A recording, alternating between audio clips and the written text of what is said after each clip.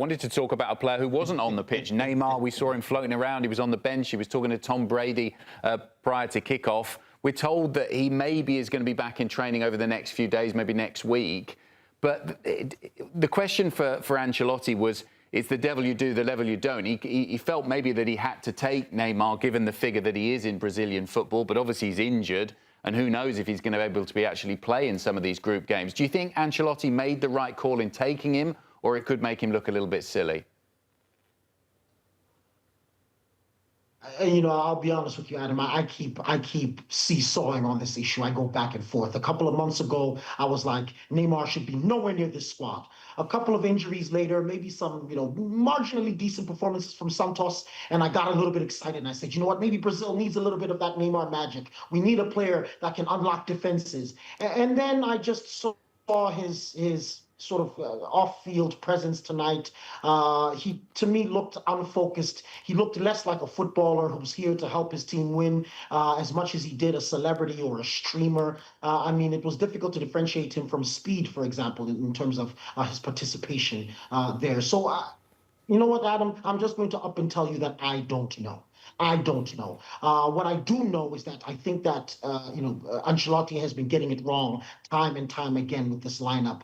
He's getting it wrong with Lucas Paquetá playing in that number 10. He's got it wrong again with Igor Thiago, Rafinha, Casemiro. I think these are players whose time is maybe past, and it's really, it's high time that they do something a little bit more radical. For me, Endrick needs to be on the field. For me, either Danilo or Mateus Cunha should be on the field. I'm a bigger fan of Danilo.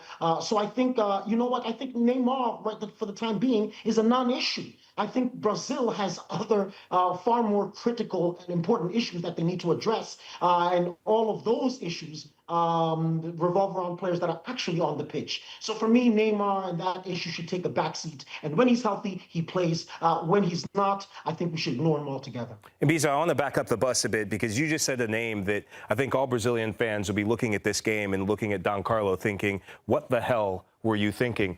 Why didn't Endrick play this match? You and I were texting each other after the match against Egypt. I don't know if any of you saw that match in the friendly. He was the best player on the field. And when he comes in, good things happen. This game seemed tailor-made for him, Bizo. So it just has me begging. And I want to ask you this. Does Carlo Ancelotti have a personal issue with Endrick? Because he should have played today. No, it must be, Mikey. I mean, that's the level that I've gotten to in my sort of inquiry of this issue. What has the boy done to Ancelotti? What has he done to offend Ancelotti? Or perhaps he said something about Italian football in his past, in his tweets. I don't know. Has he attacked somehow Ancelotti in a way that's really made him an enemy of the state? Because it's difficult to understand. I mean, even in the few times, whether it's been at Real Madrid or it's been for the Seleção, whenever they have used Endrick, whenever Ancelotti has put Endrick in the game, he's had an impact. He's either had a goal, he's either had an assist, or he's just been an absolute nuisance. He's running into spaces, he's pushing defenders over, he's taking shots at goal, he's creating. I mean, he really is all action Jackson. And his style fits the culture of the game in Brazil so much better than Igor Thiago, who for me is really just there because he plays in the Premier League and did well there. But if Lucas Paquetá, as an example, is anything to go by, just because you play in the Premier League and are doing well there, it doesn't make you an international caliber player. Because if it did, it would be England that has 5 World Cups and not Brazil, who have constantly used players from all over the world, including domestic talents. So I really can't tell you, Mikey, what the issue is with this kid, or why is it he rubs so many coaches wrong. Because even the Lyon coach, Fonseca, had so many negative things to say about him initially, claiming that he's unable to carry the team or contribute when he was doing so. What it is about this kid that people don't like, but it's a travesty that he's not playing. And I just, if Brazil are to improve, he's one of the players that need to be on the pitch. A disappointment maybe from the Brazilian fans' perspective, but how are the Moroccan fans feeling about their nation's performance? I think Moroccan fans will probably feel satisfied. That is, in fact, the word that I would use because, again, if you listen to Moroccan fans, the way they spoke about the game in the run-up to kickoff, the way the Moroccan players and staff, coaches were speaking about the game, before kickoff. These aren't people that came into this game afraid. These aren't people that came into this game thinking that they were completely inferior and that they didn't have an opportunity. So I think at least a tie is what they were looking for. So I'd say from the Moroccan point of view that this was a satisfactory victory. I think they might even be pleased with the fact that they were able to dominate the game. And yes, that is the term that I would use. They were able to dominate the game despite, Brazil being able to sort of sort it out a little bit towards the end, get on the ball a little bit more. For me, Morocco was vastly superior, and I think that's absolutely going to be disappointing to the average Brazilian fan. But the Brazilian fan that understands football, that's been watching football, and that has been, sort of on this wave of the popularity of AFCON in recent years, will have known that Morocco is a difficult adversary. And I've heard lots of conversations on the ground here about how Morocco and Brazil will be fighting for first place. And I think that's come to fruition here. I'd love to ask you a little bit about Saibari and just how important he is for this team, because his finish tonight was absolutely incredible. Talk about composure in front of the goal. He's a player in form. Just how valuable is he, and can we expect to see that throughout the group games?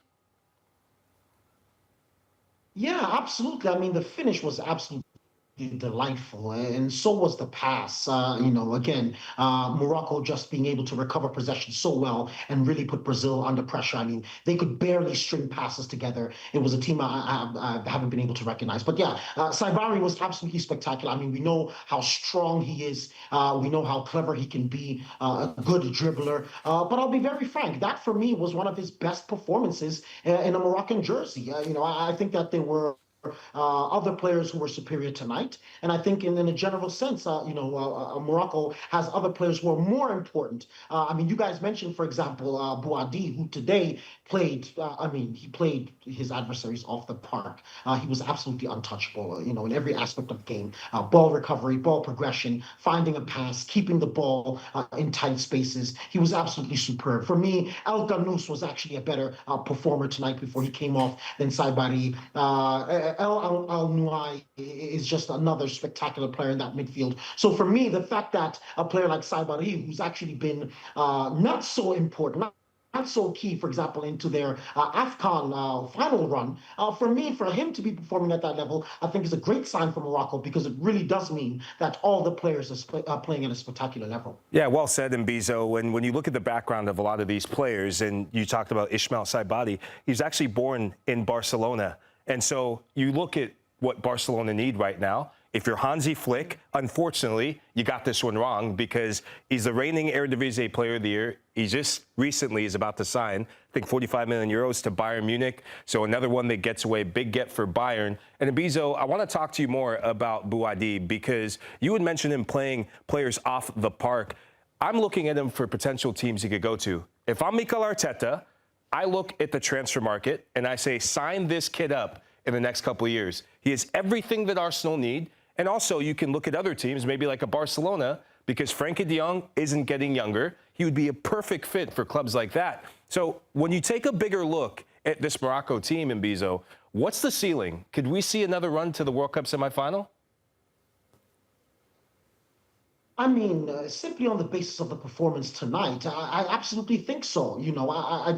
I see a team that's not only playing well and organized and doing well offensively. They're a team with self-belief, and I think that differentiates a lot of teams that perhaps have only talent and only potential, and transform them into a genuine threat. In fact, I'll even go back to another player that I missed out. Unai, for example. The way he was playing in that midfield, he looked like he should be Brazilian. I think he's the kind of player that Ancelotti thinks Lucas Paquetá is. So when you have, so many players playing so well, your Brahim Diaz was absolutely spectacular tonight. It's difficult to see many teams being able to match their intensity, to match their adaptability, to match their versatility. And again, we're talking about a team that's on the back of successive tournaments, just going deep into the tournament because of their depth. Even the players that are unknown entities on a global scale are very well known to us in Africa because they've been punishing some of our biggest teams for the last, two AFCONs, and so I just, it's really just impressive to see Morocco playing at this level. And again, as a Pan-African football fan, I'm delighted, and I absolutely have faith that they will go deep into this tournament.